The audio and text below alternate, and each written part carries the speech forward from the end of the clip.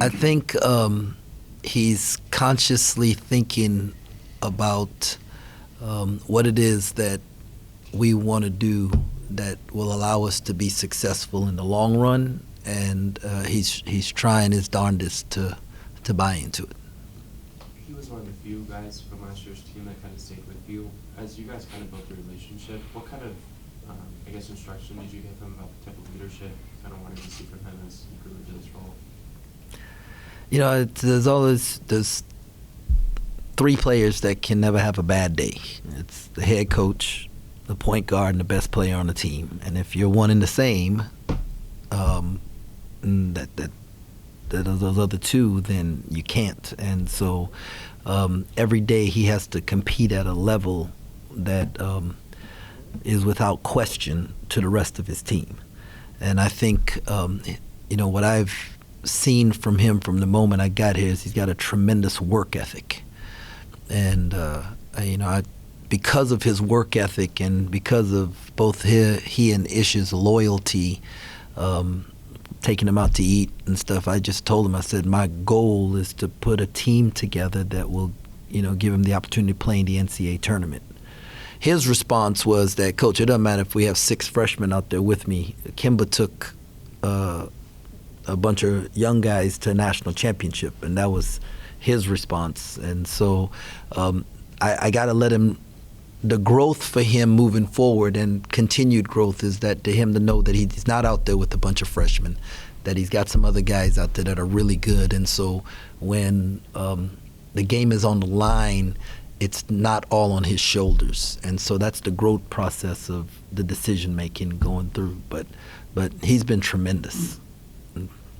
Coach, are you further along than you thought you would be as playing as a group through 6 games? I would say that we are pretty good defensively, and so I was hoping like we'd be here where we're at defensively. I'm not pleased with where we are offensively. What I am pleased is that we have a lot of room for improvement. It's not like we're not there and we don't have any room for improvement. So I try not to I didn't have speculations of where I wanted to be kind of thing. It was, let's just get better every day. And can we identify where we need to improve? And if we can identify it as a staff and they can embrace it as a team, then we're going to keep moving forward. I know you talked about offense right there, but was there one area you wanted to attack as a team and kind of fix or improve upon the most when you got back from the Caymans? Yeah, there are 2 things. Well, first of all, our turnover rate. We turned the ball over 25% of the time in the Caymans, and that means 1 out of every 4 trips down the court. We didn't give ourselves a chance to make a shot, or we retrieved 36% of our offensive rebounds misses. We didn't give ourselves a chance to retrieve the ball. So that's definitely an area we have to improve on. And then the other one is our ability to execute on underneath out-of-bounds plays. So what challenges does Butler bring? They're balanced. They're very balanced. You got to guard all 5 guys that they put on the floor. And so we're going to have to guard our yard. Because if you can guard one-on-one, then you're not in rotations, and that really helps your defense. And so we're really going to have to – they run some Princeton stuff, some come-together actions. They can play through their 5-man either on the block or at the elbow, and so that's going to pose us a problem. You did not get the chance to do much tinkering with the non-conference schedule this year. You will in future seasons. You got a big week now with teams like Butler and Wichita State coming up. Do you want to see more teams like that on future non-conference schedules, or how do you want to mold that? I think it's going to vary from year to year. Actually, with the portal, we have a chance to keep our roster in a way that that we have both experience and talent. So, I want to play some really good Power 5 teams at home, not just at neutral sites. And so I'd like to schedule some home and homes with some teams so that our fans here get to see a really good team in the non-conference come in. And so and put a schedule together that we were just talking about we've had six or seven teams make the NCAA tournament in our league every year the last however many years, right? And the reason is because all the teams have done so well in the non-conference. We beat up on the other leagues, and so that's one of the things that we want to do is play teams from other conferences, show that the Big 12 is the best basketball conference in the country, and that way on Selection Sunday, we get the benefit of the doubt. You talked about not having a whole lot of control over this year's schedule, but the way it has played out, has the schedule been pretty good for this particular team? Just, you've kind of been able to, I guess, take steps in competition so far? I mean, any way you look at it, it was, I mean, you just have to play who's in front of you, and you gotta, if we don't win the 1-point games or the 1-possession games, we're still heading in the right direction. It's a lot nicer to do it, learn from a win than a loss, but we're still heading in the right direction. Can you explain what the value is of playing two really close games down there in Caymans with obviously a high major opponent coming up in Butler and Wichita State, but also looking forward more to just how close Big 12 games are? That trust and confidence, we learn to trust each other, and we gain confidence in each other, and because I mean, they're new to me, but I'm new to them too. Our staff, we're all new to each other. And so it's something to know, like when you sit down in the huddle and you look those guys in the eyes, they look you in the eyes, that they believe in what you're telling them. And I believe in them that they're going to go out and execute it and figure out a way. You strike me as kind of a historian of the game. Is there something particularly exciting about getting to play in Hinkle Fieldhouse? Yeah, we won 2 games there. On our run to the national championship. So I like Hinkle Fieldhouse. I've also watched Hoosiers a bunch of times. And just think about this, right? Of all the really good programs in the state of Indiana, Butler is the only team that's ever played in back-to-back national championship games from the state of Indiana. And so it's really cool. Thad Matta, I mean, when I was at Baylor, one of our early years when he had Sullinger, we went up there. Perry was a freshman, JJ was a freshman, and we scrimmaged them at Ohio State and, met. That was my first time meeting him. Coach Drew obviously knew him. And so I've always been a fan and admired what he's done with his programs. Is it kind of odd for you, I mean, going back to your time at Baylor, but you guys really haven't been at home that much, take away the first few games of the season, you go to the Caymans, and now you have to go to Butler.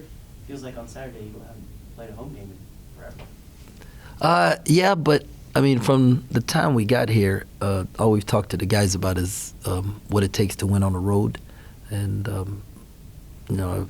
mean, our fans here, like, give us superpowers, right? Like, we've got incredible fans. And so it's you just have extra juice. But if you're going to win, you've got to be able to take that on the road and generate it yourself. And so this is a great opportunity for us to go show that we've made some progress in how we can generate our own energy. How do you feel like you guys did generate your own energy in the Caymans? Oh, it was great. Our bench was unbelievable. Yeah, unbelievable. I challenged them to get bench warnings from the referees, and they did. And Baby actually one time ran out on the floor. We got to work on that. But no, I thought we did a good job of bringing energy. The LSU game, probably our worst start, right? But that was more credit to LSU than necessarily us. But I loved how we responded. Coach, to follow up on Kellis's question, you said you wanted to play home and homes against other high major opponents. Those are becoming a little bit more popular with like Kentucky and IU. Do you know or have any expectation of why home and homes haven't been very common in college basketball for a while? Well, a lot of people don't want to play on somebody else's home court, and that's just the nature of it. If you don't, we have enough home and homes in conference. If you can play someone at a neutral site, gives you probably a little better chance to win the game. And then there are promoters that put on events. Yeah, just all that, TV games. So I don't know, but hopefully it's trending back the other way now. Technicals and flops both seem to be up this season, not just for you guys, but everywhere. How have you adjusted to that and dealing with that as a coach? I think we have very smart players across the country, and they're gonna figure it out. If the refs are calling it, they're gonna adjust. I understand the taunting stuff. What I'd like to see is consistency in the taunting calls, because whether you tap your head or you turn and look at the bench or you do the little "he's too small" sign, they're all taunting, so they all got to be called. You can't say, well, one is more demeaning than the other. I just want consistency in the calls, and our guys will adapt as long as the refs are consistent. And they've been consistent with us. So, yeah. So speaking of adjustments, it seems like you guys, after struggling early against LSU, got on the defensive glass a little better. Was there any type of adjustments involved with that? No, it's an energy level. Like, we had to match their intensity, their physicality, and for whatever reason, we didn't do our job in the first half, and in the second half, the guys took it upon themselves to do their job. They knew what they were supposed to do, and they did their job, and so it paid off. In the first half, is that like just a clean philosophical approach for you guys? You want to go 2 for 1 if you can and prevent them? Because I know Yes. you drug your feet better, try not to inbound the ball very quickly to. Yes.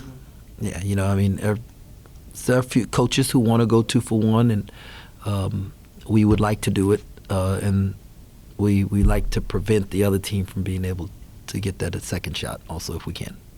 Got another Marquise question.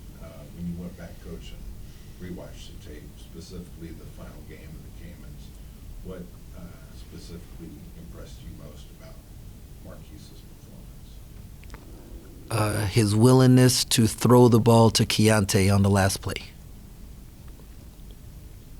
His motto is hard over height. How does he maybe exemplify that? Man, that's just how he lives his life. Like that is like, I coached a kid named Pierre Jackson, and very similar. Just, it didn't matter how little he was always the biggest dude on the floor. And Keith has the ability to be the biggest guy on the floor, and it's because of what he believes in his heart, and and his confidence and his hard work, and so that's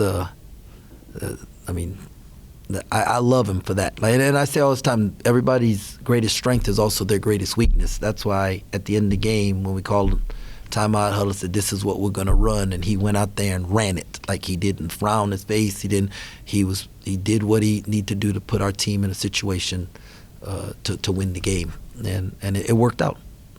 Coach, I want to ask you about Desi, because obviously he got here a little bit later than the rest of the guys, but he seems like he's really taken to that role of coming off the bench. Is that kind of something that you had envisioned with him, or is that just something that happened and it's clicked?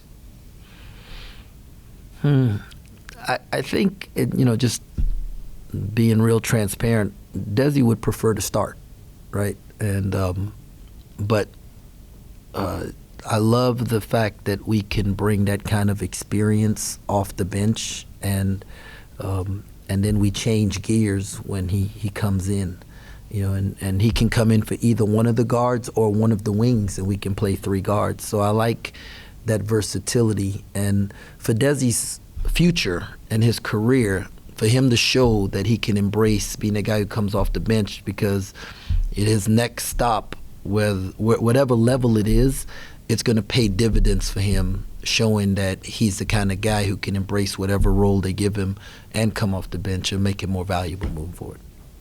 You talked about the competitive nature of your players. How does that manifest itself in practice? Well, we try to make everything, really, really competitive, and that's why I'd say I'm not married to a starting lineup or to who's going to play. Like, they earn it every day in practice, and so and it's, you have to. If you're not, I asked them this week to, you bring the energy and we'll help with the execution, and that's their job. Like we can't coach effort, as coaches, and so their competitive nature is what helps us to continue to get better every day. Cam showed that he can score in bunches if he wants to, but when he isn't scoring, he's still doing things just how nice is it to have a guy that is so talented scoring the basketball, but when things aren't going his way, he can find different positive ways to affect the game.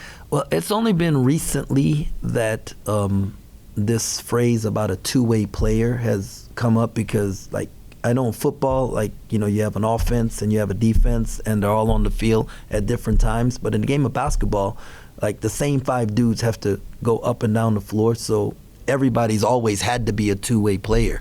And Cam is that's I mean, he's a basketball player. He defends, he rebounds, he can play on the offensive end, and, you know, 95% of the time you play the game without the ball in your hands. So what are you doing those other 95% of the time that you don't have the ball in the hand to contribute to winning? And that's what Cam's embraced, and that's who he is as a player, and that's why we were so excited about getting him here.